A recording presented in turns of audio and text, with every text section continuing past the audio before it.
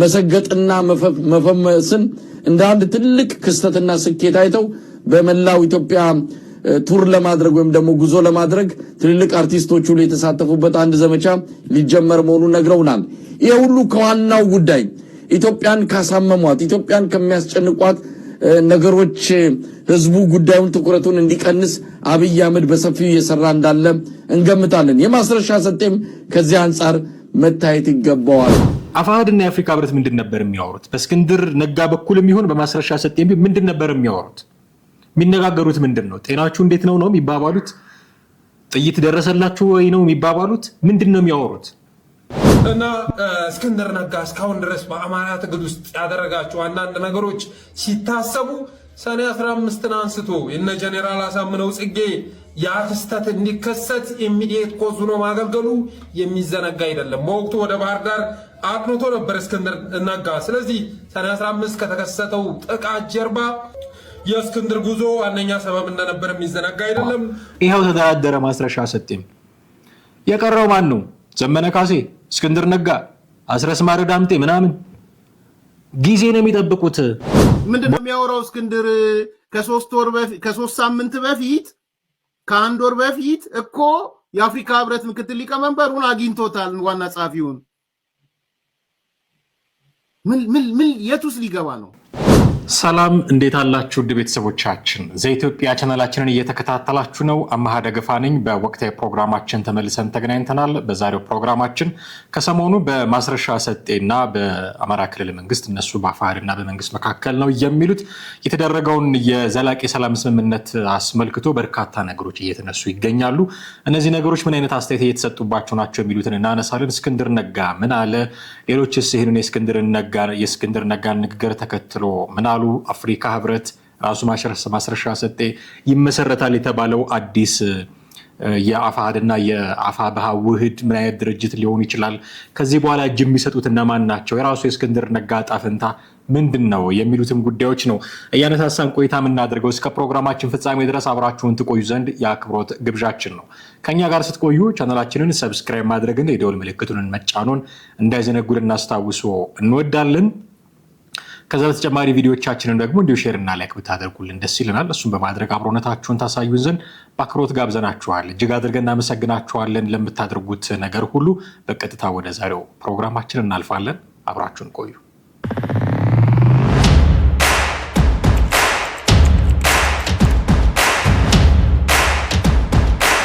የመጀመሪያውን ቪዲዮ ጋብዛችኋለሁ። ኤርሚያስ ለገሰ የተናገረው ነው። የአፍሪካ ህብረት አደራዳሪ መሆን ላይ ልዩነቶች እንዳሉ ነው የምንሰማው። አደራዳሪ ነው አይደለም፣ የፊርማው ስነስርዓት ላይ የተገኘው እንደዚህ የሚሉ ጉዳዮች አሉ። እነሱን እናነሳለን። ከዛ በተጨማሪ የማስረሻ ሰጤ በአደራዳሪ ፊት የመፈራረሙ ጉዳይም እንዲሁ በቀላሉ የሚታይ አልሆነም። እስኪ በቅድሚያ የኤርሚያስ ለገሰን ሀሳብ እንስማና ጥቂት ተመልሰን እንመጣለን። አብራችሁን ቆዩ። ድርድር ተደራድሯል። ባይደራደር የአፍሪካ ህብረት አይገኝም። እንደ ድርጅት ነው የተገኘው የአፍሪካ ህብረት። ባይደራደር ኢጋድ አይገኝም። በደንብ ግልጽ እንድትሆኑ፣ ኢጋድ ጅል አይደለም። አፍሪካ ህብረት አፍሪካን የወከለ አካል። ስለዚህ ለነሱ የሚያንጨረጭራቸው እንዴት አፍሪካ ህብረት ተገኘ፣ እንዴት ኢጋድ እንኳን እሺ በዶክተር ወርቅነህ ገበየሁ ሊያላክኩ ይችላል። አሁን አፍሪካ ህብረት ነው በምክትሉ የተገኘው። ለነዚህ ሰዎች ነርቫቸውን ነው የነካው። በአፍሪካ ህብረት ደረጃ በኢጋድ ደረጃ የመጣ ማለት ነው። ኦኬ፣ እኔ አፍሪካ ህብረት ለአንድም ሰው ቢመጣ ደስ ይለኛል። ለአንድም ሰው ቢመጣ ኢጋድ ደስ ይለኛል። ቢኮዝ አንድም ሰው መትረፍ መዳን ካለበት መዳን ስላለበት ማለት ነው። የተያዘው አሳ ወይም የተደራደረው አሳ ግን ትንሽ አሳ አይደለም፣ ትልቁ አሳ ነው የተደራደረው። ስለዚህ በድርድር ውስጥ ነው የገባው። አንድ እሱን በደንብ እንድታስቡ። ይሄ ተገባ እንዲሆነ ምናምን የሚሏችሁ ሰዎች ኖ የድርድር ጥያቄ ያቀረበ እና አፍሪካ ህብረት የቆየ ነገሮችን ኢምፕሊመንት አረብ። እንደሰማችሁት የአፍሪካ ህብረት አደራዳሪ ሆኖ መምጣት ያበሳጫቸው ወገኖች እንዳሉ የሚረዳ ይመስለኛል ኤርሚያስም። እና እንደውም ማነው እስክንድር ነጋ የአፍሪካ ህብረት አላደራደረም፣ ምናልባት በኋላ መጋብዛችሁ ቪዲዮ ይኖራል። የአፍሪካ ህብረት አላደራደረም፣ የዕለቱ የፊርማ የተፈራረሙበትን ስነስርዓት ነው የታዘበው የሚል ንግግር ሲናገር ነበረ። ከዚህ ዘላቂ የሰላም ስምምነቱ ፊርማ ከተደረገ በኋላ በተደጋጋሚ ሚዲያዎች ላይ እየወጣ ነው እንደምታውቁትና እዛ ላይ የአፍሪካ ህብረት አደራዳሪ አልነበረም በራሳቸው ነው የተደራደሩት የሚል ነው። ከዛ እስክንድር ነጋ የፊርማው ስነ ስርዓት ላይ ነው የተገኙት ብለውኛል። ኦኬ በቃ ደውዬ አናግሬያቸዋለሁ ብለውኛል። ይሄ ትልቅ ነጥብ የጣለበት አጋጣሚ ነው የሚሆነው እስክንድር ነጋ። ምክንያቱም ካለፈው ዓመት 2017 ጥር ጀምሮ ከአፍሪካ ህብረት ከኢጋድ እና ከሌሎችም ዓለም አቀፍ ተቋማት ከአሜሪካ ኤምባሲ ከአውሮፓ ህብረት እንደዚህ ግንኙነት እንደጀመሩ በራሱ አንደበት መናገሩ ይታወሳል። አንዳች የተለየ ነገር ካለ በድርጅቱ ኃላፊነቴ ስም ኃላፊነት ወስዳለሁ በድርጅቱ ኃላፊነቱን ወስዳለሁ ብሎ ነው ንግግር ያደረገው። እንደምታውቁት ይሄ በአደባባይ የተናገረው ነገር ነው። ከዛ ጊዜ ጀምሮ ከአፍሪካ ህብረት ሰዎች ጋር ይነጋገራል እስክንድር ነጋ። ከአፍሪካ ህብረት ሰዎች ጋር እየተነጋገረ ነው ማለት አፋሕድና የአፍሪካ ህብረት እያወሩ ነው ማለት ምንድነው የሚያወሩት? አፋሕድና የአፍሪካ ህብረት ምንድን ነበር የሚያወሩት? በእስክንድር ነጋ በኩልም ይሁን በማስረሻ ሰጤም ምንድን ነበር የሚያወሩት? የሚነጋገሩት ምንድን ነው? ጤናችሁ እንዴት ነው የሚባባሉት? ጥይት ደረሰላችሁ ወይ ነው የሚባባሉት? ምንድን ነው የሚያወሩት? መንግስትስ አያውቀውም ወይ? የአፍሪካ ህብረትና እስክንድር ነጋ መገናኘታቸውን መንግስትስ አያውቀውም ወይ? አይኛ ካገዛዙ ጋር ወይ ከብልጽግና ጋር ወይ ከመንግስት ጋር ወይ ከዶክተር አብይ ጋር ወይ ካረጋ ከበደ ጋር አይደለም የተገናኘ ነው ይሏችኋል። ኦኬ ከአፍሪካ ህብረት ጋር ነው የተገናኛችሁት። መንግስት ሳያውቀው ነው የተገናኛችሁት። እንኳን ከአፍሪካ ህብረት ጋር በስልክ የምታወሩትን ቀርቶ እርስ በርስ የምታወሩትን እኮ ቀርቶ የሚያቀብለን ሰው ያለበት ስርዓተ መንግስት ነው እንደምታውቁት። በጣም ጥንቃቄ አታደርጉም ለንግግሮቻችሁ። ብዙ ነገሮች ሰምተናል። እሱን እንኳን ህዝቡ ይሰማል ይደርሰዋል። እንኳን ከአፍሪካ ህብረት ጋር የምታደርጉትን ቀርቶ ሰው ባለመከልከል ፈቅዷል የምታደርጉትን ነገር የስልኩን ማለት ነው። በአካል ያገኛቸዋቸውን ደግሞ የሱ ፈቃድ ያለበት ነው። እናንተን አናግረው ደግሞ ዝም አይሉ። እናንተን አናግረው ብቻ እነዚህ ሰዎች አድሏዊ አሰራር እየሰሩ ነው እንዳይባሉም እንሰጋለን በዚህ አይነት ከሆነ። ስለዚህ እናንተን አናግረው ደግሞ ዝም አይሉ። መንግስትን ማናገራቸው አይቀሩም። መሀል ላይ ምን እያደረጉ ነው? አትሊስት ድርድሩን ባትጀምሩ እንኳን ድርድር ለመጀመር የሚያስችል አስቻይ ሁኔታ እየፈጠሩ አይደለም? እናንተን ካወሩ መንግስትን ካወሩ ምንድን ነው የምትሉት? ከመንግስት ጋር አይደለም የምንነጋገረው ምናምን። ይሄ ለምን እንዲህ አይነት ነገር ተፈጠረ? እንዲህ አይነት በጣም አጀንዳ ሆኗል እንደምታውቁት። እሱን ለማርገብ የሚደረግ ጥረት ሊሆን ይችላል። ከዛ አንጻር ብናየው ጥሩ ነው። እና ባለፈው ዓመት ጥር ላይ ጀምሮ ጉዳዩን የጀመረው ራሱ እስክንድር ነጋ ነው። አሁን ማስረሻ ሰጤ ጨርሰው አፍሪካ ህብረት ያደራድር ነበረ፣ ተገኘ የፊርማው ስነ ስርዓት ላይ። ሌላ አዲስ ነገር የለውም። አሁን ምናልባት አፋሕድን የወከለው እስክንድር ነጋ ነው ማስረሻ ሰጤ ነው የሚለው ነው ሊያወዛግባቸው የሚችለው። በቃ ተገንጥሎ የወጣ ቡድን አለ አፋሕድን የወከለው። አፋሕድን ወክሎ ራሱ እስክንድር ነጋ ሲነጋገር ስለነበረ ማለት ነው። ስለዚህ አፋሕድ ነው የተነጋገረው ከመንግስት ጋር። አይ ማስረሻ ሰጤ እሱ ጉንጭ አልፋ ክርክር ውስጥ መግባት አያስፈልግም። አፋሕድ ተነጋግሯል ከአፍሪካ ህብረት ጋር። ካለፈው ዓመት ጥር ጀምሮ ተነጋገረ። አቶ አረጋ ከበደ እንዳሉት በጣም ክርክር የበዛበት ውይይት አድርገን ነበር ብለዋል አንድ ሁለቴ። ኦኬ እሱን አድርገው ሊሆኑ ይችላሉ። ከዛ መጨረሻ ላይ ያን ስታናግሩት የቆያችሁት ድርጅት ለስምምነት ተስማምቷል ብሎ ማስረሻ ሰጤ መጣ፣ ተፈራረመ። ስለዚህ እና አፍሪካ ህብረት የሚያውቁት እና ኢጋድ የሚያውቁት መንግስትና አፋሕድ መፈራረማቸው ነው። እናንተ ደግሞ አይ እኛን የማይወክለን ሰው ነው በዚህ በኩል ተገንጥሎ ከድቶን የወጣ ነው ልትሉ ትችላላችሁ። ከዛ ኤርሚያስ ምን አለ? የተደራደረው ትልቁ አሳ ነው። አሁን ከዚህ በፊት እጃቸውን ሰጡ ለመንግስት ገቡ የተባሉና አሰግድን ጨምሮ ሌሎችን በተዋረድ ያሉ በርካታ ነጸዳሉን ጨምሮ አሁን ንጽጽር እየተሰራባቸው በርካቶች አሉ። ማስረሻ ሰጤ የመጣበት መንገድ ግን የተለየ ነው። በጣም ትልቅ ሴሬሞኒ ተደርጎ የአፍሪካ ህብረት የኢጋድ ተወካዮች ተገኝተው በሰላም ስምምነት ፊርማ ነው የመጣው። ይሄንን ነው ትልቁ አሳ ነው የተጠመደው የገባው የተደራደረው የሚለው ኤርሚያስ ለገሰ። ማስረሻ ሰጤ ከፋኖ ለቀቀ፣ የፋኖ አቋም አልደግፍም ብሎ ከመንግስት ጋር አብሮ ሰራ ማለት ሚነግረን ብዙ ነገር አለ ማለት ነው። ከሱ ተከትሎ የሚመጡ በጣም በርካታ ነገሮች ሊኖሩ ይችላሉ። ስለዚህ ሊያደርስ የሚችለው ዳሜጅ በህዝብ ግንኙነትም በሉት በፋኖ በራሱ በመዋቅሩም በሉት ሊያደርስ የሚችለውን ዳሜጅ ቀድመው ስለሚያውቁ ነው በዚህ ደረጃ እንደው ጉዳዩን ለማድበስበስ የሚሞክሩት።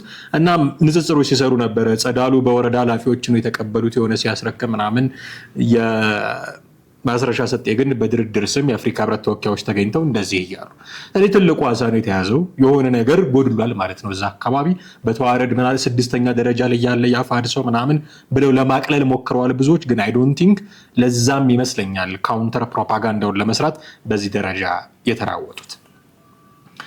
እነዚህ ጉዳዮችን ካዩ በኋላ ፋኖ ውስጥ የቀረ የለም የሚቀርም የለም የሚሉ ደግሞ አስተያየት የሚሰጡ ሰዎች አሉ።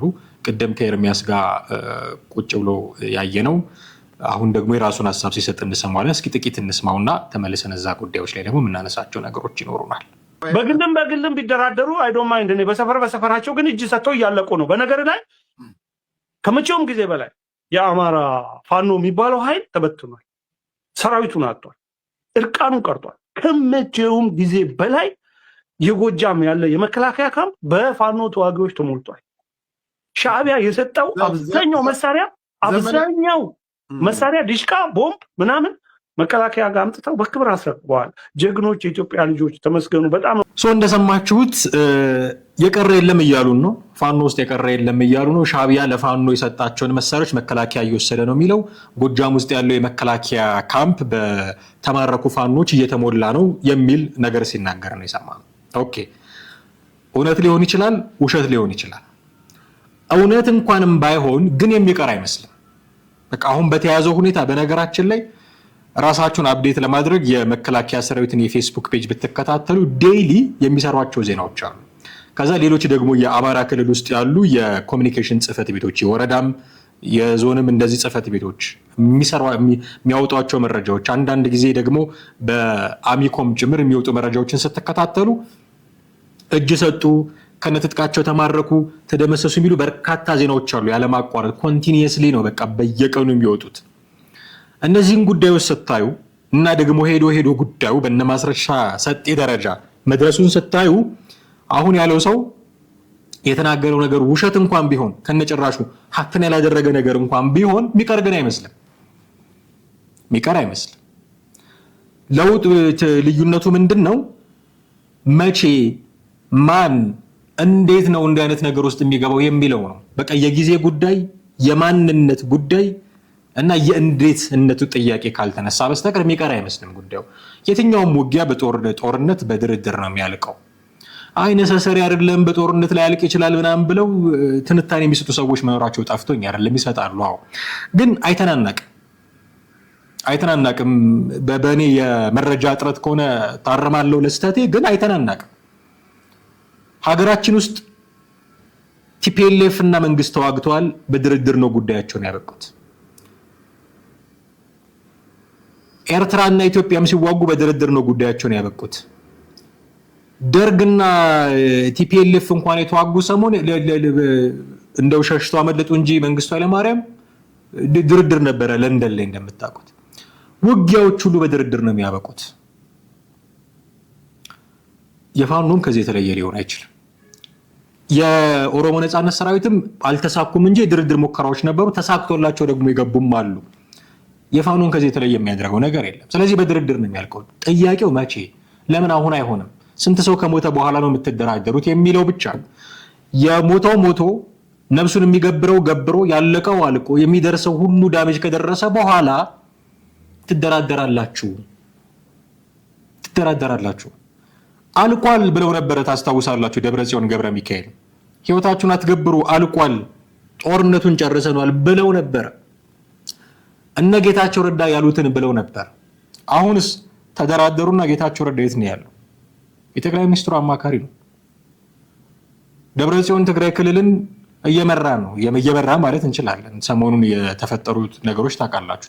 ከታደሰ ወረደ ጋር ተያይዞ ተደራድረው ስልጣን ይዘዋል። ተደራድረው የሆነ ኃላፊነት ተቀምጠዋል። እነ ጃልሰኝም ተመሳሳይ ነው ያደረጉት። እነ ጃልመሮም ቢሳካላቸው ኖሮ ተመሳሳይ ነበረ የሚሆነው። ይሄው ተደራደረ ማስረሻ ሰጤም። የቀረው ማን ነው? ዘመነ ካሴ፣ እስክንድር ነጋ፣ አስረስ ማረ ዳምጤ ምናምን ጊዜ ነው የሚጠብቁት። በኋላ የምጋብዛቸው አንድ ቪዲዮ አለ።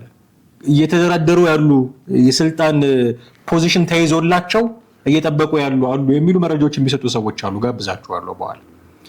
ከዚህ ጊዜ ነው የሚጠብቁት። ሁሉም ይደራደራሉ። ለምን አሁን አይደራደሩም? እኔ ነገ ከምደራደር ዛሬ ብደራደር በዛሬና በነገ መካከል የሶስት የአራት ሰው ህይወት ማትረፍ እችላለሁ። ስለዚህ እነዚህ ሰዎች ከሚሞቱ በቃ አሁን ልደራደር፣ አሁን በሰላም ላበቃ የሚል ሜንታሊቲ ማዳበር ካልሆነ በስተቀር ሄዶ መደራደራቸው የሚያቆም አልመሰለኝም።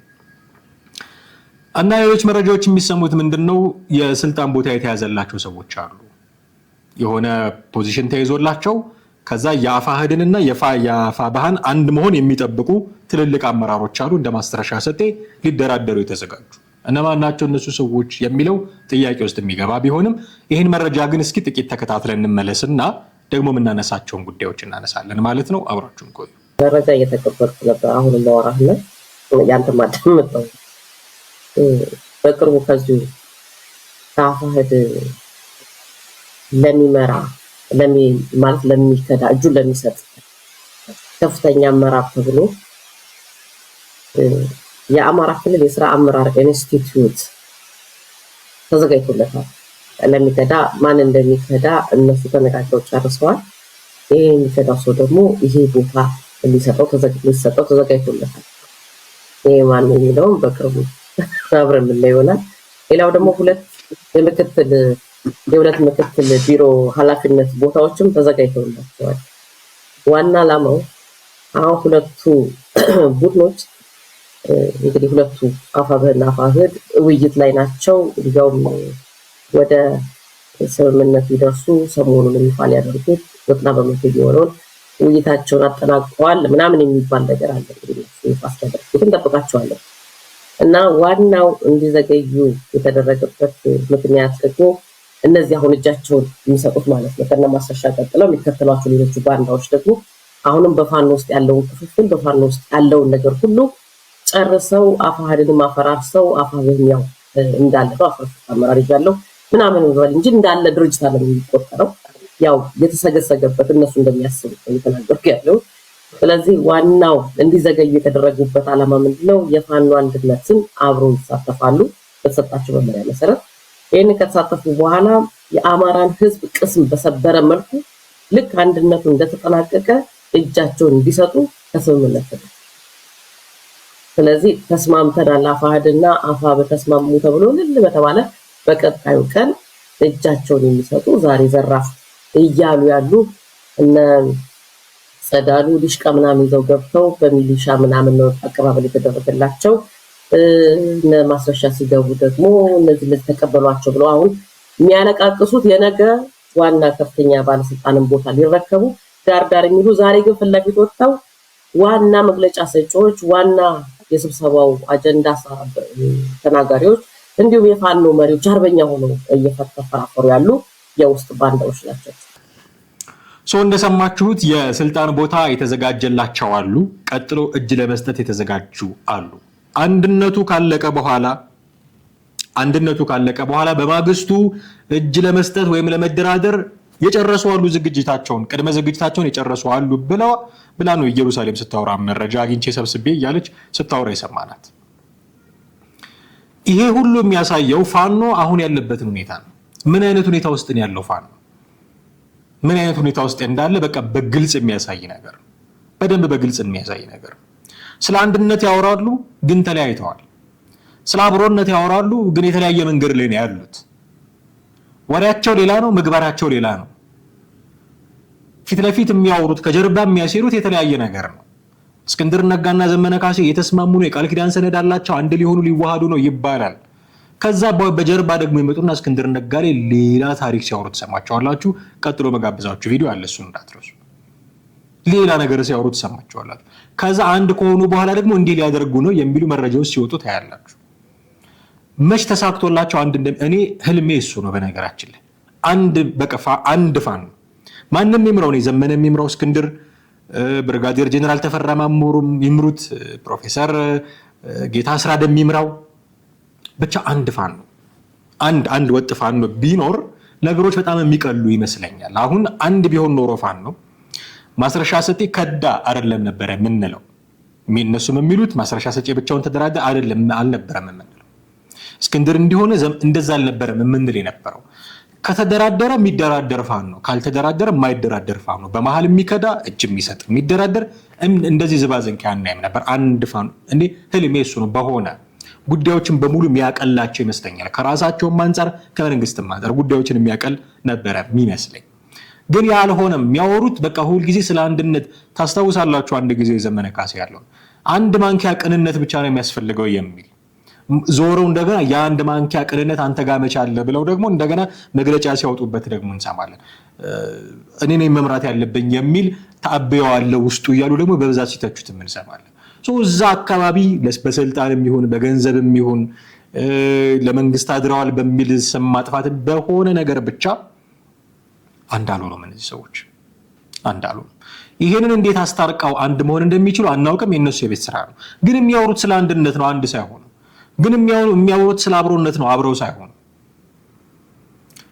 እነዚህ ሰዎች አብረው ስለመሆኑ ያወራሉ፣ ስለ አንድነት ያወራሉ። ግን አንድ ከሆኑ በኋላ እጅ የሚሰጡ ሰዎችን አዘጋጅተው ጨረሱ ደግሞ አሉ። አሁን ያለበት ሁኔታ ፋኖ ይሄ ነው። ሌላ ያለበት ሁኔታ ምንድነው? በመንግስት አጀንዳ ሲራኮት ነው ብትል አጀንዳ የመንግስት ነው ይሏችኋል። ማስረሻ ሰጤ እንደው መጨረሻ ላይ አንድ ቪዲዮ ጋብዛችኋለሁ። የማስረሻ ሰጤንና የአዶናይን ጉዳይ አገናኝተው ያወሩ ሰዎች አሉ። አጃኢብ ነው። መቼም መውጫ ቪዲዮአችንን እናደርጋለን እሱን እና የሚሰጣቸውን ነገር እንደ አሁን የማስረሻ ሰጤን አጀንዳ ማስቀየሪያ ነው ብለው ያነሱት ሰዎች አሉ። እና አጀንዳ ማስቀየሪያ ነው ብለህ ካመንክ ወደ ጎን አድርገው የራስ አጀንዳ ላይ ነው የምታተኩረው አይደል? ይኸው ማስረሻ ሰጤ ላይ ነው በቃ ሲራኩት የሚኖሩት። ስለዚህ መንግስት በጣለላቸው አጥንት እዛ ላይ ሲጫረሱ ነው የምታያቸው። በተጣለላቸው ቁርጭ ነገር በቃ እዛ ላይ ሲጣሉ ነው የምታያቸው። አይ በዚህ በኩል ገብቶ በዚያ ወጥቶ በቃ የማይሉት ነገር የለም። ከዛ ጀስቲፊኬሽን ለመስጠት በቃ እዚህ ሚዲያ ላይ ይወጣል፣ እስክንድር እዛ ላይ ይወጣል። ተደዋውዬ ነበረ ከአፍሪካ ህብረት ጋር በራሱ አንደበት ተናግሯል። በነገራችን ላይ በጣም ትልቅ ነጥብ የጣለበት እንደው የሚያስለገሰ ሲለው ነበረ። ምንድነው የሚያወራው እስክንድር? ከሶስት ሳምንት በፊት ከአንድ ወር በፊት እኮ የአፍሪካ ህብረት ምክትል ሊቀመንበሩን አግኝቶታል፣ ዋና ጸሐፊውን። ምን የቱስ ሊገባ ነው? ስለዚህ መሮጥ ነበረበት፣ ሚዲያ መምረጥ ነበረበት። ይሄ ነው እየሆነ ያለው። ከዛሬ 3 እና 4 ሳምንት በፊት አግኝቻቸዋለሁ።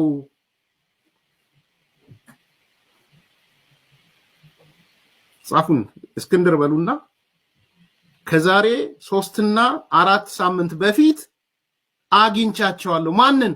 አፍሪካ ህብረት።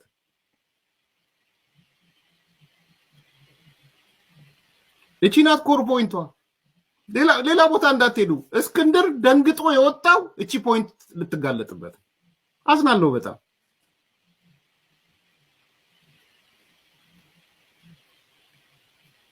ወር አልሞላውም እስክንድር ሲያገኛቸው የአፍሪካ ህብረትን ተናግሯል። እስከዛሬ ያኔ ያገኟቸው ብሎ የተናገረውን ተናገረ፣ ዝም አለ። አሁን ግን ሊጋለጥበት ነው።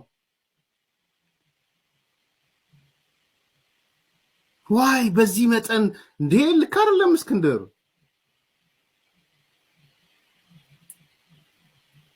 አንደኛ እሱ ነው፣ ዝርዝሩን እንመጣለን። ሁለተኛ የውጪ ግንኙነቱን የድርድሩን የሚመራው ካፒቴን መቶ አለቃ ማስረሻ ሰጤ ነው። ይሄ ደግሞ ውክልና አለው፣ የደብዳቤ ውክልና።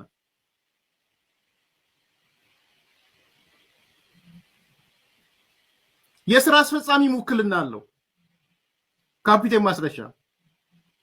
ውክልና ብቻ አይደለም፣ የማስረሻ ስልጣን የአፋሕድ ስራ አስፈጻሚ ካሉት ከአራቱ ወይም ከአምስቱ 1፣ የጎጃም ምናምን አዛዥ 2፣ የአፋሕድ የውጭ ግንኙነት ኃላፊ። እያንዳንዱ ከውጭ ጋር ከአፍሪካ ህብረት፣ ከአውሮፓ ህብረት፣ ከኢጋድ፣ ከአሜሪካ ወዘተ ከሚባሉት ተቋማት ጋር ያለ ግንኙነት የሚያልፈው በእስክንድር በኩል ነው፣ በካፒቴን ማስረሻ በኩል ነው። ውጭ ጉዳይ እንደማለት ነው ባጭሩ። ይሄ ነው እስክንድር ነጋ ነጥብ የጣለበት ጉዳይ። ከ20 ምናምን ቀን በፊት ከ3 ሳምንት በፊት አግኝቻቸዋለሁ፣ በስልክ አውርቻቸዋለሁ። አሁንም ሳውራቸው እንደዚህ ያለ ምንድን ቅድም ያነሳው ጥያቄ እዚህ ጋር ነው የሚመጣው። ምንድን ያወራሃቸው? መቼም ስለ ጤንነት አይደለም የሚጠይቁህ። መቼም ውጭ ሀገር ስላለው ቤተሰብ አይደለም የሚጠይቁህ። የእንኳን ደስ አሉት መልእክት ለትራምፕ የላከው ደረሰልህ? እንደዛ እንደው መግለጫ የሰጠኸው ስለነ ማርክ ሩቢዮ ያነሳኸው ነገር እንደው ምን ደረጃ ላይ ደረሰልህ? እኔ ተባባላችሁት አይደለም። ስለ ጉዳዩ እኮ ነው የምታወሩት አይደል? ከመንግስት ጋር ስላላችሁ የሰላም ግንኙነት ይሄ ነው። በቃ እኮ ስሙ እኮ ድርድር ነው። በቃ እናንተ ፊት ለፊት ቁጭ ብለን ካልተደራደርን አይሆንም ብላችሁ እንደው ግግም አላችሁ እንጂ በቃ ድርድር እኮ እሱ ነው። መታ ያናግራሉ የአፍሪካ ህብረት ሰዎች መንግስትን። ከዚህ በላይ ምንድን ነው? በቃ እንደ ሞዴሬተር ነው አክት እያደረጉ ያሉት እነዚህ ሰዎች እና መንግስት የጣለላቸው አጀንዳ ላይ በቃ ሲራኮቱ ነው የምታያቸው። የአሁን ያለበት ሁኔታ እንዲህ ነው። እስክንድር ነጋ ምን እየተባለ እንደሆነ ሰሞኑን እየወጡበት ያሉት ነገር እሱ ላይ እየተወሩ ያሉት ነገር ስትሰሙ አንድ ለመሆኑ ጉዞ ጀምረናል ያሉት ነገር ቅዠት መሆኑን ትረዳላችሁ። በቃ ቅዠት። አንድ ለመሆን ጉዞ ጀምረናል፣ የቃል ኪዳን ሰነድ አዘጋጅተናል የሚሉት ነገር በሙሉ አሁን ቅዠት ነው ማለት ነው። ለምንድን ነው ይሄንን ያልኩት? አሳየ ደርቤ ስለ እስክንድር ነጋ የሚያወራው ነው። በመረጃ እንዲሆናችሁ አሳየ ደርቤ ማለት በጣም የሚታወቅ ግልጽ ነገር ነው፣ ግን ኬዛችንን ቢወልድ ለማድረግ ነው። አፋባህን የሚደግፍ አፋሃድን አጥብቆ የሚጠየፍ ዘመነ ካሴን የሚያሞግስ እስክንድር ነጋን የሚያኮስስ ሰው ነው። ስለ እስክንድር ነጋ ጥሩ ሲናገር ሰምታችሁት አታውቁም። አንድ ሊሆኑ ነው አፋባህና አፋህድ፣ አንድ ሊሆኑ ሊስማሙ ነው ዘመነ ካሴና እስክንድር ነጋ እየተባለ ባለበት ሰዓት የአፋባህውና የዘመነ ካሴ ደጋፊው አሳየ ደርቤ እስክንድርን በዚህ መጠን ማጣጣል የፈለገው ለምንድን ነው? በየት መጠን? ተከታተሉት ይሄንን ቪዲዮ።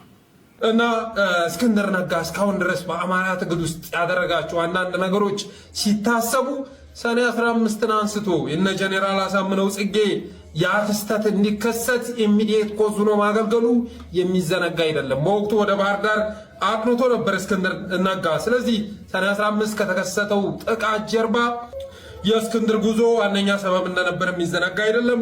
ወደ ትግሉ ከገባ ጊዜ አንስቶ እነ ግርማ ፈሊን ጨምሮ በርካታ ጀግኖች እንዲገደሉ አድርጓል። ይህንን ማውጣት ያስፈለገን ካለፈው ሌሰን ተምረን ካለፈው ጥፋታችን ተምረን በቀጣይ መስተካከል ስላለብን ነው። ምክንያቱም እሱ ጋር አብረው ሲሰሩ የነበሩ ሰዎች አሉ። የደረሰው ጉዳት ሊታወቅ ይገባል። ጎንደር ላይ በተመሳሳይ መልኩ አንዳንድ ሰዎች አሁንም ከብልጽግና ጋር እየተደራደሩ ነው። ለአንድነት ሲባል በሚል ጭንብል ውስጥ ተሸሽገን ነገ ችግር የሚያመጣን ነገር ልናሳልፈው አይገባም። ለምሳሌ እንደ ጠለስ ሚዲያ እስካሁን ድረስ አፋሃድ እስክንድር ስንል የነበረው ይሄ ችግር መጨረሻ ላይ መገለጡ ስለማይቀሩ ብናሽሞነሙነው አንድ ለማድረግ ጥረት ብናደርግ ሁለት የነበረን ነገር አንድ ነህ እያልክ 24 ሰዓት መጥተህ በሚዲያ ስለተጨቃጨቅ አንድ ልታደርጓችን ሁለት ከሆነ ሁለት ነው እና ዘመነ ካሴ ርዕዮትም ጭምር ይለያየናል። መስመራችን ለየቅል ነው እንዳለው የአፋድና የእነ እስክንድርን አካሄድ በመረዳት ነበር ያን አስተያየት ስንሰጥ የነበረው። አሁንም አስተያየት እየሰጠን ያለነው አንድነቱ እንዲፈርስ በማሰብ አይደለም። የተጀመረው አንድነት ሊፈርስ አይችልም። እነዛ ሰዎች ወደ ንግግር የገቡት አንድነቱ ያስፈልጋል ብለው ርዕሶችም አይደሉም። አሁንም ግን ዙሪያውን የሚዞሩ ስላሉ ነው። ስለዚህ እስክንድር ነጋ ወደ ትግል ከገባ ጊዜ አንስቶ እነ ግርማ ፈሊን ጨምሮ በርካታ ጀግኖችም አገዳደሉ አይረሳም። ከ130 በላይ የደብረ ኤልያስ መነኮሳት ያለቁት የእስክንድር ነጋን አካሄድ ተከትለው በመጓዛቸው ነበር። ደብረ ኤልያስ ላይ እኮ ሙሉ ገዳሙ መቃብር እንዲሆን አድርጎት ነው እስክንድር ነጋ የወጣው። እንደሰማችሁት ነው። እስክንድር ነጋን እንዲህ እንደሚሉት ስትሰሙ አንድነቱ ላይ ጥያቄ አታነሱ? ምን አይነት አንድነት ነው ከዚህ በኋላ የሚመጣው የሚል ጥያቄ አታነሱ? ይህንን ነው ማለት የፈለኩት። አንድነቱ ላይ ያወሩታል፣ አፋቸው ላይ ያለ አንድነቱ ግን ወፍ የለም። በቃ እንዴ ሲጣሉ፣ ሲታረቁ፣ ሲስማሙ፣ ሲለያዩ በቃ እንደዚህ ነው የሚኖሩት። ያው ቅድም እንዳለው ተደራድረው ጉዳዩ በሰላም እስኪያበቃ ድረስ ማለት ነው። የሚፈልጉት ግን የሚመስለኝ እነ ዘመነ ካሴ አፋህድን ሁለት አድርገው ሞሮርለስ ተሳክቶላቸዋል ብዬ አስባለሁ። የማስረሻ ሰጤ ቡድን እና የእስክንድር ነጋ ቡድን አሁን የእስክንድርን ወደ እነሱ ጎራ ሊቀላቅሉ የማስረሻ ሰጤ ኦልሬዲ የሚሆነው ሆኗል።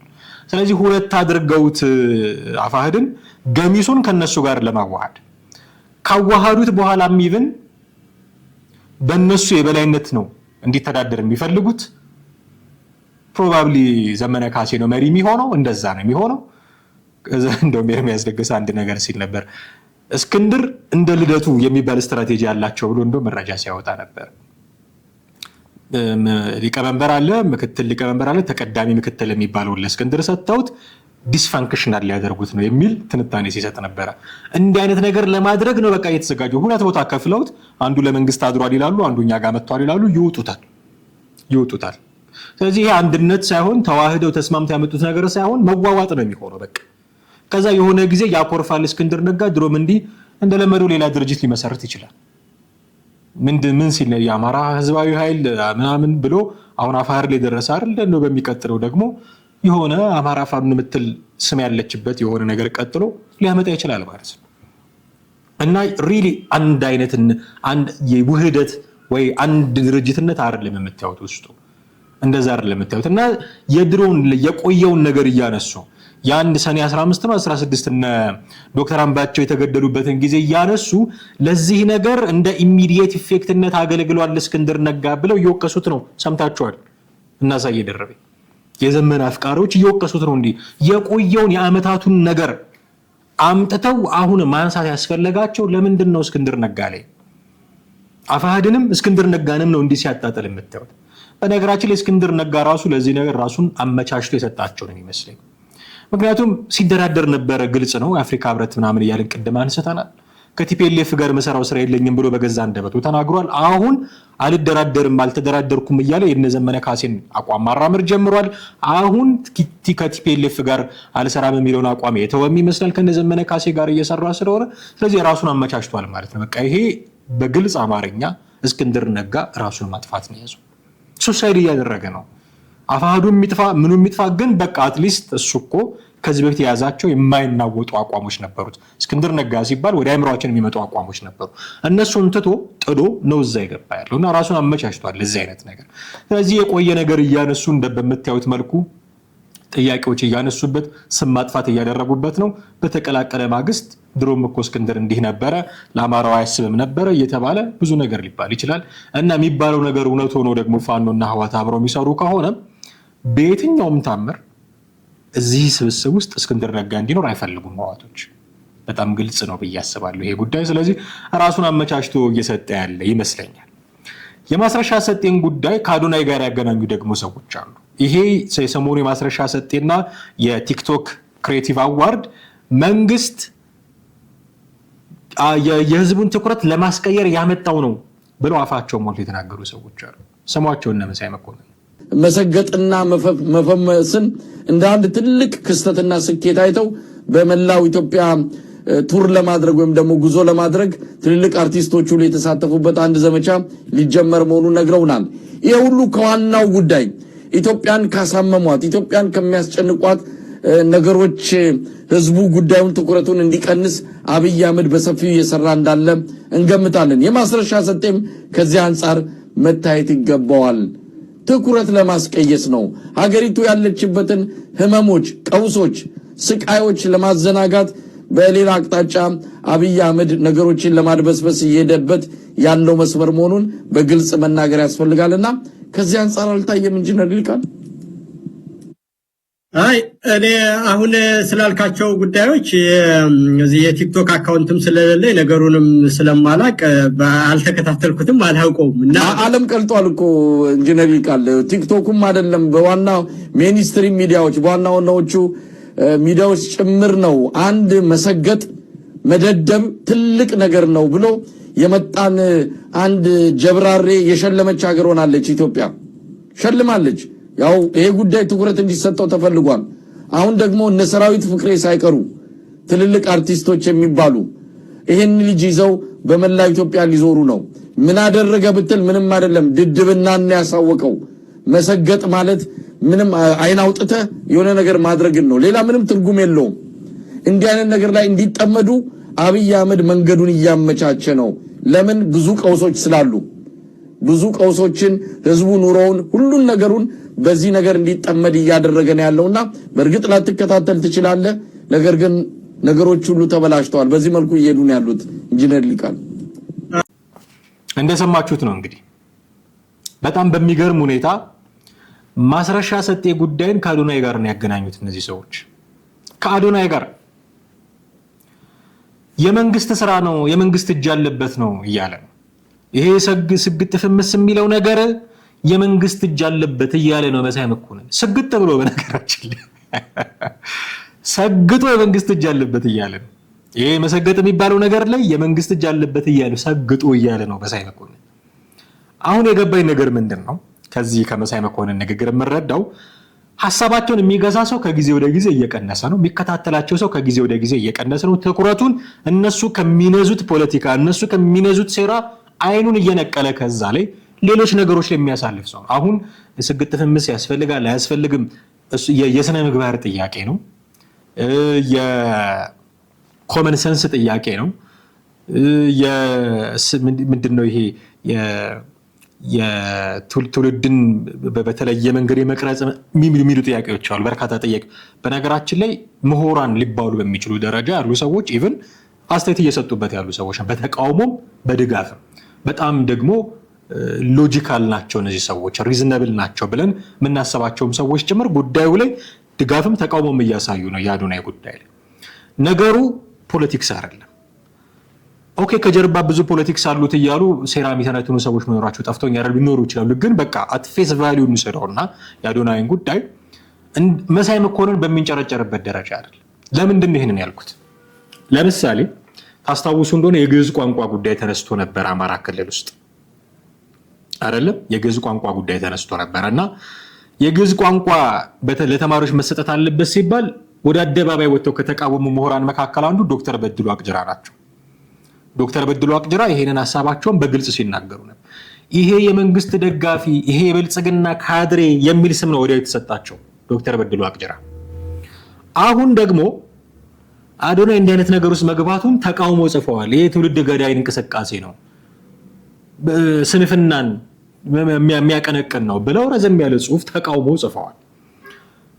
ኦኬ የብልጽግና አገልጋይ ከሆኑ ዶክተር በድሉ አቅጅራ የብልጽግና ካድሬ ከሆኑ አሁን መሳይ መኮንን ምን እያለ ነው? የአዶናይን ነገር የብልጽግና ስራ ነው የመንግስት ስራ ነው እያለ አይደለ?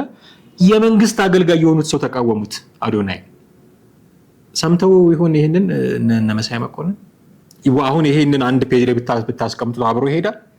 የብልጽግና ሰው ናቸው የብልጽግና ካድሬ ናቸው ያሏቸው ዶክተር በድሉ አቅጅራ የብልጽግና ስራ ነው ያሉትን የአዶናይን ነገር እያጣጣሉ ነው፣ እየነቀፉ ነው።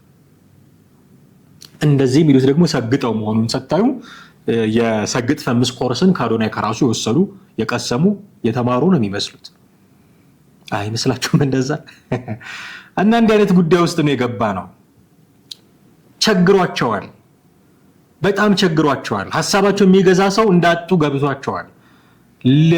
ሊነዙ የሚፈልጉትን ፖለቲካ ሌሎች ነገሮች እየወሰዱባቸው እንዳለ ገብቷቸዋል። ሰው ኖ እኔ አጀንዳ ይሄ ነው ካለ ኢንጂነር ይልቃል ጌትነት በራሳቸው ሁለት ብርና $2 ቢሰጥህ የትኛው ነው የምትመርጠው እያሉ ሲያስረዱት ነበር። እዚህ ቃለ ምልልስ ላይ $2 መምረጥ ያንተ ፋንታ ነው ብለውታል። የአዶናይና ያንተ ጉዳይ ካለ የአዶናይን ተተህነ መምረጥ ያንተ ፋንታ ነው ያሉት ነው። ገብቶት ከሆነ አይ ዶንት ቲንክ ነው ገብቶት እንደሆነ በጣም ሲንጨረጨር ስለነበረ ማለት ነው። በቃ $200 ምረጥ፣ አዶናይ 2 ብር ነው ካልክ ንቀህ ለፈው፣ መንግስት አቅጣጫ ማስቀየሪያ ነው ያመጣው ካልክ ንቀህ ለፈውና ያንተ አጀንዳ ላይ አተኩር። እሱ ያቀረበልህ አጀንዳ ላይ መታየው እኮ እያቀረሸህበት ነው። ምንድነው የምትለው ከዚህ በላይ? እና ሁሉ ነገር የመንግስት እጅ አለበት እያሉ እንዴት በዚህ ልክ ማውራት እንደሚቻል አልገባኝም። ግን ሲሉት የከረሙት ጉዳይ ይሄ ነው እና የመቆጣጠሪያ ቃታቸው ይመስለኛል ጉዳዩን። ይሄ ናሬሽን ሴት የማድረጉን ጉዳይ የሆነ ሰሞን ተሳክቶላቸዋል መሰለኝ። አሁን ግን መቆጣጠሪያ የከበዳቸው ይመስለኛል። የማስረሻ ሰጤንና የአዶናይን ጉዳይ አንድ ሰፍተህ አንድ ፔጅ ላይ የምታመጣው ጉዳይ እንዴት እንደሆነ አልገባኝም። ሌሎች ሴራዎች የሚተነተኑ አሉ ከአዶናይ ጋር ተያይዞ አሁን ማንሳት የማልፈልጋቸው የሆነን አካል ብሌም የሚያደርጉ እንደዚህ አይነት ጉዳዮች ምናልባት ጉዳዩ በጣም ጠንክሮ የሚወጣ አይነት ከሆነና ለውይይት የሚበቃ አይነት ነገር ከሆነ ልናነሳው እንችላለን። ግን የሚነሱ ነገሮች አሉ። እሱ ተከድኖ ይብሰልና እሱ በቃ እንደዚህ ዓለም እኮ ተበጥብጧል፣ ማህበራዊ ሚዲያው እንዲሆናል እያልክ ይልቃልን ትጠይቃለህ ማለት ነው። በቃ የመንግስት ጉዳይ ከሆነ ያ ጉዳይ መንግስትን አጀንዳ ተቀብለ እየተጨቃጨክን ይልቃል ሊሰራ የመጣው የማስረሻ ሰጤን በዚህ ገብቶ በዚህ ወጥቶ ዘመነ ካሴ እንዲሆነው ፋኑን ያሸንፋል ሊል ነው የመጣው። ይሄንን ሊያወራ የመጣን ሰውዬ ስለ አዶናይ ታወራዋለህ። እንዲህ ነው በቃ ስትጣረስ የምትለው። ከዚህ በኋላ የሚመጣው ትውልድ እንዳልሆነ አይነቱን ሰው እየሰማ የሚመጣ ከሆነ አቅጣጫህን መቀየር አለብህ ማለት ነው። አንተ መስማት አለበት እያልኩኝ አይደለም፣ መስማት የለበትም አሁንም እያልኩኝ አይደለም። የራሱ ጉዳይ ነው። እሱ ራሱን ችሎ እንደው ልትነጋገርበት የሚገባ ጉዳይ ነው። ይቀመጥ እስቲ እንደው ጊዜ ያነሳው ከሆነ እንነጋገርበታለን። አንተ ግን የለም እነሱን እየሰሙ ነው ካልክ በቃ ጥለህ መምጣት ነው። ሰው ፖለቲካ አልፈለገም፣ አንተ የምትዘራውን ዘር አልፈለገም ማለት ነው። ይሄ ከገባት ጥለህ መምጣት ነው። ለምንድን ነው ኢንጂነር ይልቃል ያለ የማያገባው ገብቶ እኔ ቲክቶክ የለኝም አላየሁም አልሰማሁም እያለ ደጋግመህ የምትጠይቀው ለምንድን ነው? ነግሮሃል። $200 ከተቀመጠልህ $200 ምረጥ፣ መግዛት የምትችለው የምታውቀው አንተ ነህ ብሎሃል። ስለዚህ $200 ምረጥ ገብቶ ከሆነ አይዶንኖ እኔ ገብቷል አልገባም ቢለው ነገር ግን በዚህ ደረጃ የአዶናይ ጉዳይ እንዴት ራስ ምታት ሊሆንብህ እንደቻለ ከማስረሻ ሰጤ ጉዳይ ጋር እንዴት ሊገናኝብህ እንደቻለ አልገባኝም። ለማንኛውም ግን አሁን ያለው የፋኖ ሁኔታ ከሞላ ጎደል እንዲህ ባለው ሁኔታ ነው እየቀጠለ ያለው። ስለዚህ ብዙ ነገሮችን ልናነሳ የምንችልበት ቢሆንም እየቆየን ግን የምናነሳቸውን ነገሮች ደግሞ እንደዚህ በመረጃም የሚደገፉ ነገሮች መኖር ስለሚገባቸው እነሱንም እያነሳን ከእናንተ ጋር በሚቀጥሉት ጊዜያት አብረን የምንቆይ ነው የሚሆነው። የዛሬውን ፕሮግራማችንን ግን እዚህ ላይ ማብቃት ይኖርብናል። እጅግ አድርገን እናመሰግናችኋለን አብራችሁን ስለቆያችሁ። ከዚህ በኋላም በሚኖሩ ፕሮግራሞቻችን አብራችሁን እንደምትሆኑ ተስፋ እናደርጋለን። ቻናላችንን ሰብስክራይብ ማድረግ አትርሱ። የደወል ምልክቱን መጫኑንም እንዲሁ አትርሱ። ቪዲዮቻችንን ደግሞ ሼር እና ላይክ ብታደርጉልን ብዙዎች ጋር እንዲደርስ ትረዱናላችሁና እሱን ማድረጋችሁን አትዘንጉ እያለን እዚህ ላይ እንሰናበታችኋለን። አማሃ ደገፋ ነበርኩኝ። ጤና ይስጥልን።